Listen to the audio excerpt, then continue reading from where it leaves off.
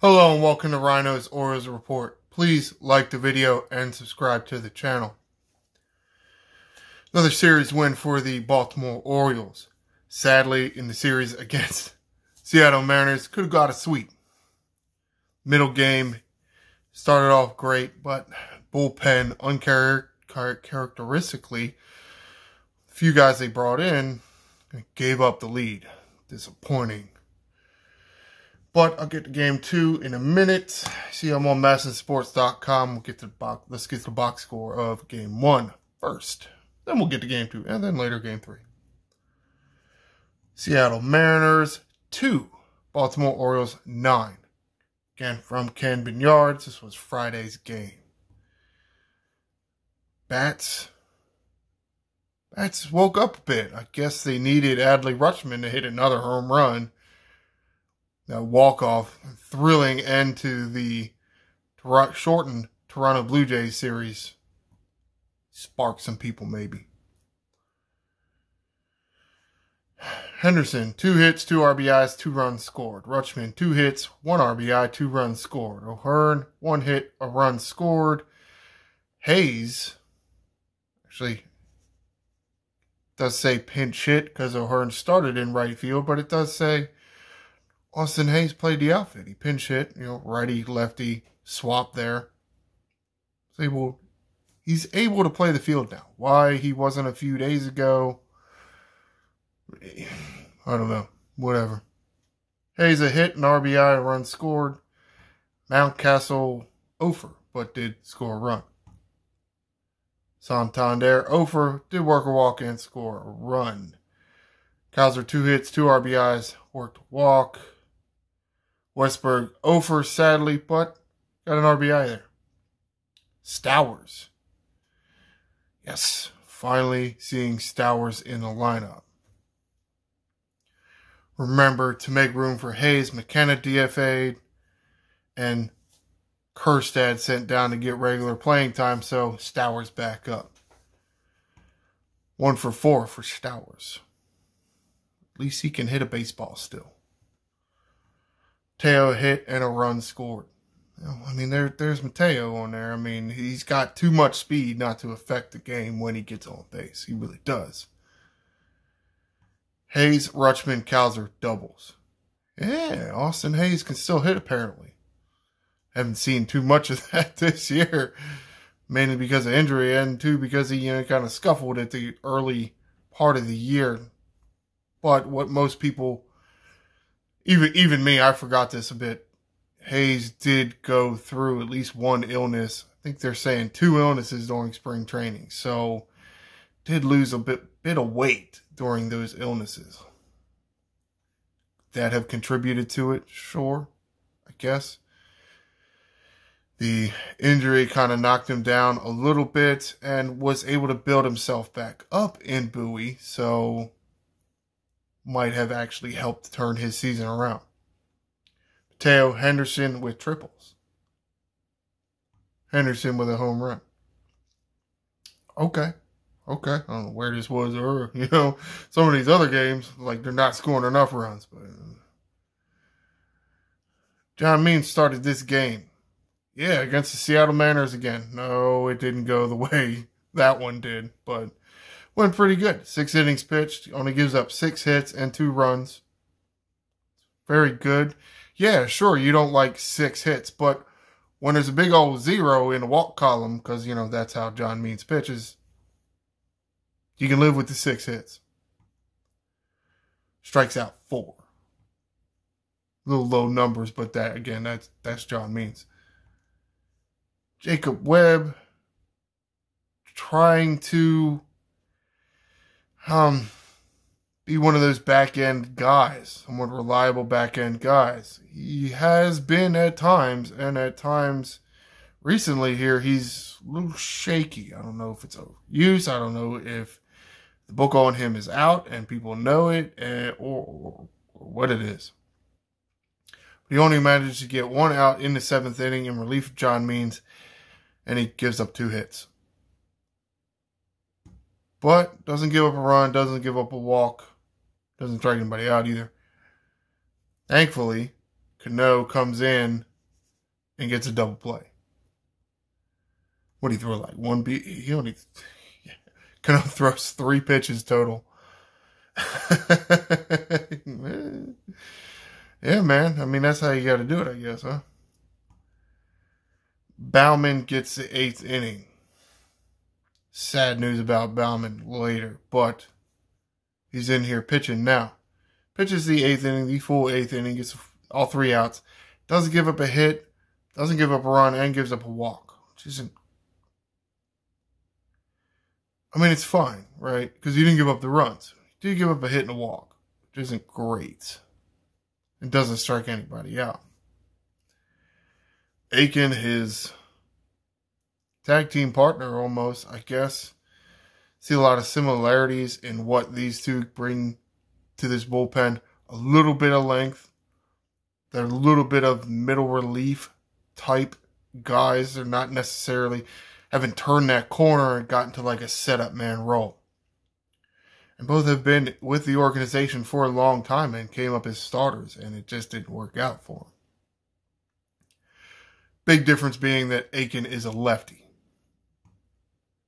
Aiken pitches a full 9th inning, no hits, no runs, no walks, no strikeouts. Well, I mean, getting the outs is getting the outs. I mean, doesn't do anything for your pitcher independent fielding numbers or whatever that is actually called, you know, where it's like strikeout numbers, where it's on the pitcher to get the outs. I mean, use your defense, man. I mean, however, gets the job done.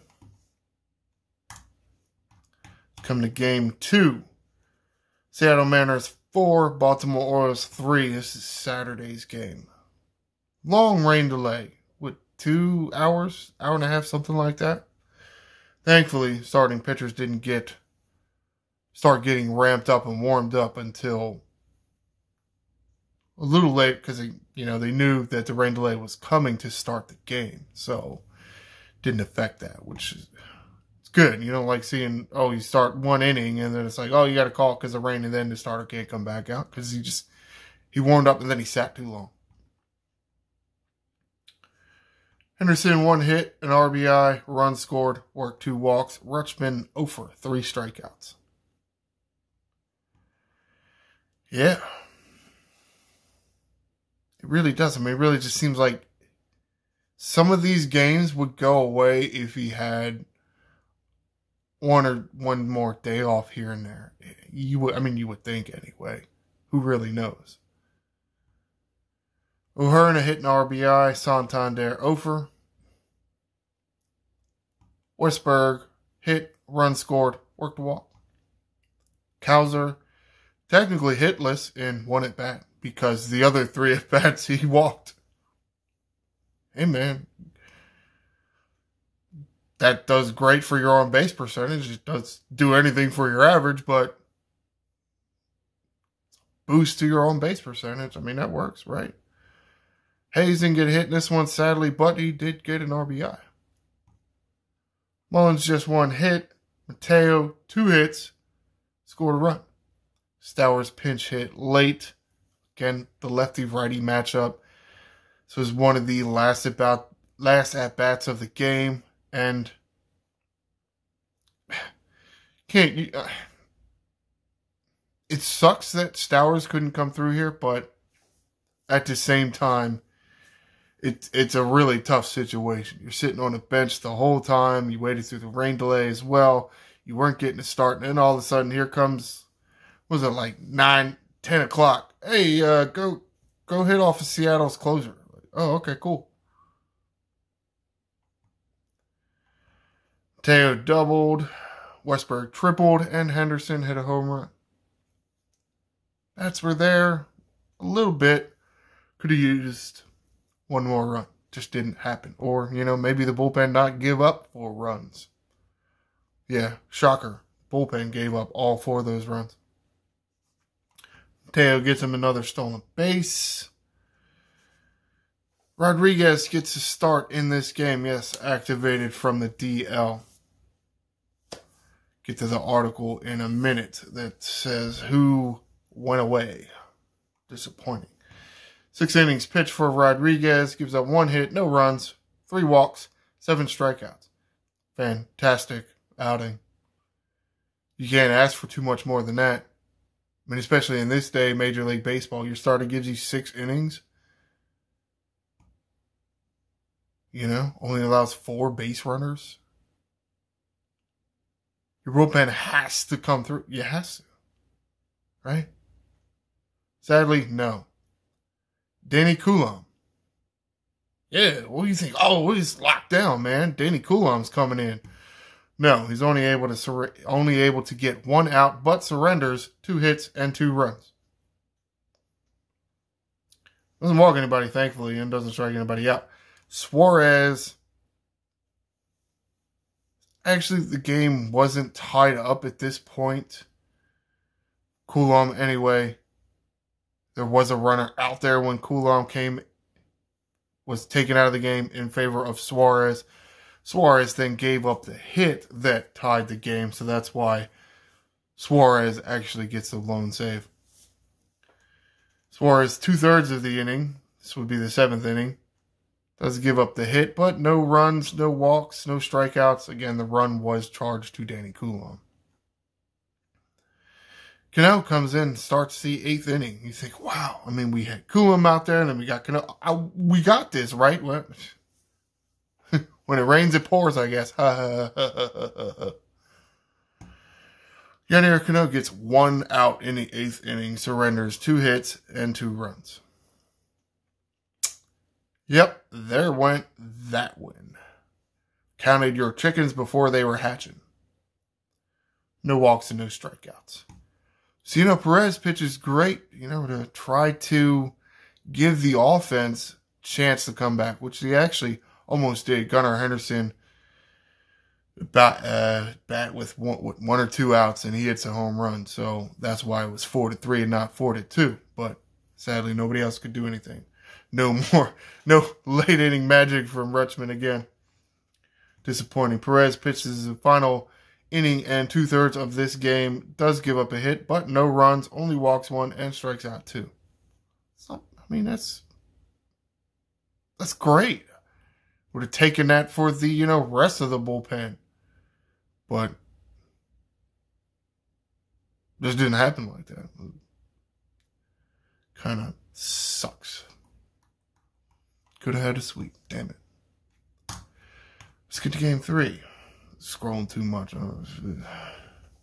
Seattle Mariners 3, Baltimore Orioles 6. Righted this ship here. Henderson, 2 hits and RBI, runs scored. Westberg hitting 2nd. 1 hit and a run scored. Ryno Hearn, 1 hit, 1 RBI, 1 run scored. Mountcastle, Ofer. Cowser, 3 hits and RBI, 2 runs scored. Nice to see Cowser put a few hits together. A little bit of a slump. Like he came into the league, got hot because there wasn't a book on him, and then opposing pitchers made a book on him and were shutting him down. Good to see him turn a corner a little bit and make the adjustment off of the league's adjustment. You have to do that. You're going to have to do that your whole career, really. Austin Hayes, 1 hit and 4 appearances, which, yeah, you would love to see more, but compared to what Austin Hayes was doing, that's much better. And again, playing the field here. Mullins, 2 hits, 2 RBIs. Good to see him turn it around, too. Mateo, 1 hit and a run scored. McCann, a hit and an RBI. Wait a minute. Did I not say Rutschman's name? That's right, ladies and gentlemen. Adley Rutschman didn't play a game. Oh, my God. It's like a Christmas miracle in May. Finally, Brandon Hyde listens to me. Because that's what it was, right? McCann, Cowser doubles. O'Hearn, Henderson home runs. Stolen bases by Mateo, Mullins, and Henderson. Yeah, see, that's what happens, Mullins, when you get on base. Of course, now you're tied with Mateo and Henderson for the lead. Or for the team lead. Each have 7 stolen bases on the year. Corbin Burns gets a start in this one. Throws 6 innings. I'm a theme here, right? Starters throwing 6 innings. Does give up 7 hits, which isn't great. But considering he only walked 1, it's not terrible, I guess. I mean, it's not the end of the world, especially when you have an infield like the Orioles have and can turn a few double plays here and there, which the Orioles actually turned too. So 6 innings, seven hits, 1 run scored, which against him, that's, yeah. For 7 hits, you only gave up 1 run? Wow, that's interesting. Does walk 1. Again, 7 hits and 1 walk, and you only gave up 1 run. That is why he's an ace. He does have the ability to get himself out of, let's say, jams. Not every pitcher can. I mean, it's easy to pitch, clean innings. Nobody's out there on the base paths. But when there is traffic, it can get a lot harder. Oh, yeah. Strikes out 11.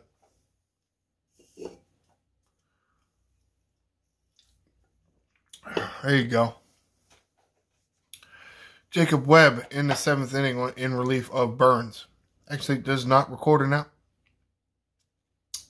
Almost giving it up again. This time somebody different. Gives up 1 hit, 2 runs, and walks 2. That was really it. Couldn't really find a strike zone, and then somebody's getting hit. That'll do it to you every time. Cole Irvin. That's right, Cole Irvin in the bullpen now. Because Rodriguez came back to the rotation. So, not going with 6 starters just yet. So, Irvin in the bullpen. Well, it was a good thing he was, right? Pitches 2 innings. Cleans up Jacob Webb's mess in the 7th and then pitches the 8th himself. Gives up 1 hit, no runs, no walks, no strikeouts. Well, sometimes it's good to have a guy like that on the team that he'll go out there and give you 5-6 innings as a starter and then come in here and throw 2 innings shutout from the bullpen. Really useful.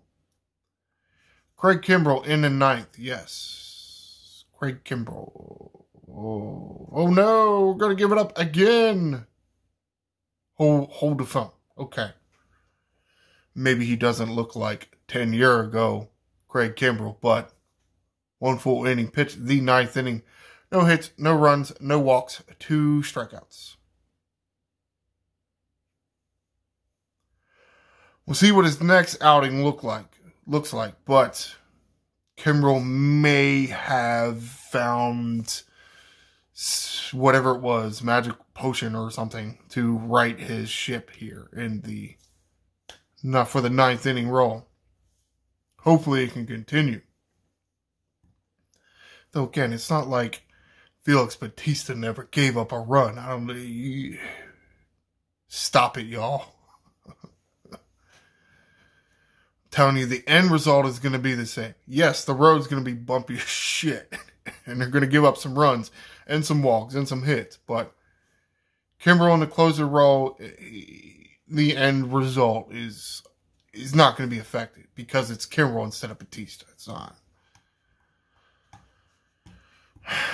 So, 2 wins, 1 loss. Let's get to some of the articles, get some updates on some injury and some roster move. It's an article written by Rock Kubaco. He's talking to Anthony Santander about the knee. Santander has not been playing the outfield too much. So, good thing Austin Hayes is back. So, you can have Mullins, Hayes, and Kowser out there in the outfield. Or you can throw O'Hearn out there and it's, let's say, a right field spot because you have another good defensive outfielder out there. Yeah, Kowser's fine. I do think Austin Hayes plays at least the left field in Camden Yards because I think Hayes has a little bit better arm.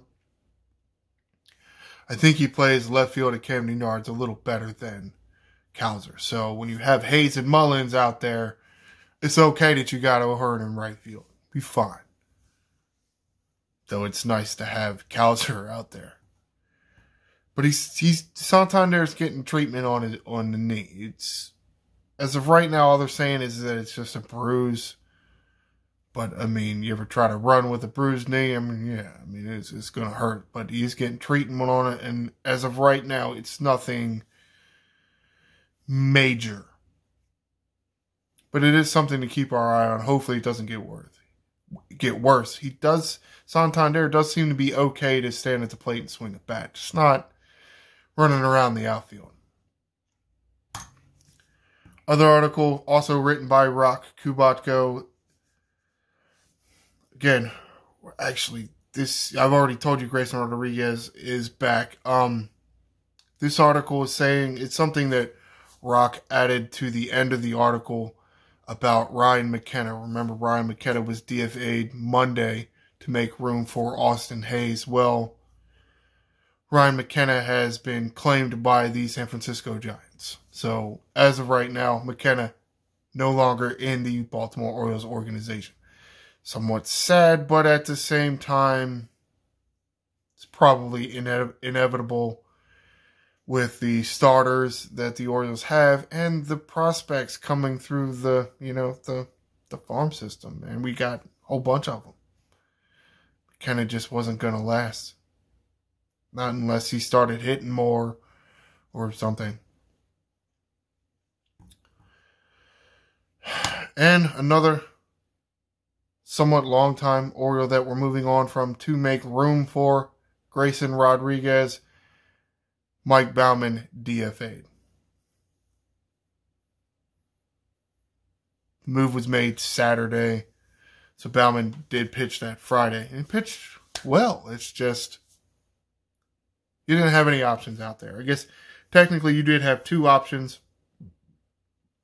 Cano had an option remaining, and Keegan Aiken had an option remaining. But that's why I was kind of talking to you about, the Baumann and Aiken being kind of partners out there. Aiken's sticking around because he's left-handed.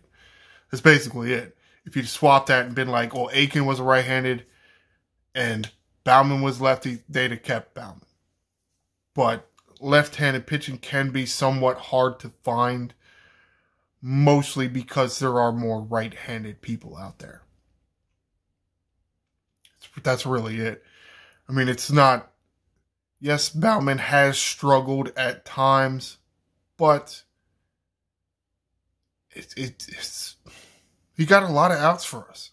And it is disappointing, but, we'll see if he can clear waivers. If McKenna didn't clear waivers, I doubt Baumann will clear waivers. I really doubt it. I don't know if Rock Kubatko or Steve Molesky would write an article solely saying such and such team claimed Baumann. I wouldn't be surprised if, it's already happened. I don't know when actually they start allowing teams to look at the waiver DFA list and start claiming people. It does take, I think, about a week. They allow process lasts a week, and then the Orioles, if it clears in that week, then the Orioles can keep him, hopefully. Hopefully, again, fingers crossed. Of course, at the same time, still got Dylan Tate down there. Dylan Tate had gotten several good outs for us this year, especially. A lot easier 4 years ago, and Brandon Hyde was talking about that. It's complete turnaround from where we started in this rebuild process. You're just looking for guys, taking runners and chances and gambling with certain guys. And now it's all like, I don't got enough roster spots. I want all these guys. All these guys can help us win. But you can't have them all, which is disappointing. At one time in Major League Baseball, you could, but players union formed and fought for free agency and other ways to stay in the major leagues and make more money. And this is one of those ways. But you never know. We might get lucky and we'll be able to keep Baumann. Who knows? We'll just have to see. All right, let's wrap this up and get out of here. We'll get to the schedule. I like to end the show talking about the schedules. No off day before the next series. This next series, Orioles on the road. Left yesterday and headed for St. Louis. Baltimore Orioles will be in St. Louis playing the St. Louis Cardinals for a 3-game series. 7:45 scheduled for tonight, Monday. 7:45 also scheduled for tomorrow, Tuesday. 7:45. I mean, this is weird. It's so weird how they change it. And then I'm looking down the list here. Chicago 7:40. Like, what? Why not 7:45? Why not some consistency? Whatever. And then Wednesday's game, staying with the, we'll call it tradition or maybe SOP, standard operating procedure, that Major League Baseball has been doing. Games ending the series are usually day games. It does add more day games to the schedule. Different lighting, I guess. I don't know. Maybe get more fans in certain places. And also get teams out of the city and on to their next city sooner. So you can begin that process of getting over the travel stuff. You know, all that extra baggage that comes with travel, jet lag and bus lag and train lag and whatever you use. And no off day for between the next series, which will be going to Chicago, as I mentioned. So, again, I'll have to make sure I speed myself up and make sure I don't, dawdle around, and I got to get this video out before the game. So the next edition of Ryno's Orioles Report will be Thursday, and we'll talk about the series between the Baltimore Orioles and the St. Louis Cardinals. That is going to do it for this edition of Ryno's Orioles Report. Please like the video and subscribe to the channel. I am the Angry Ryno, and this is Birdland.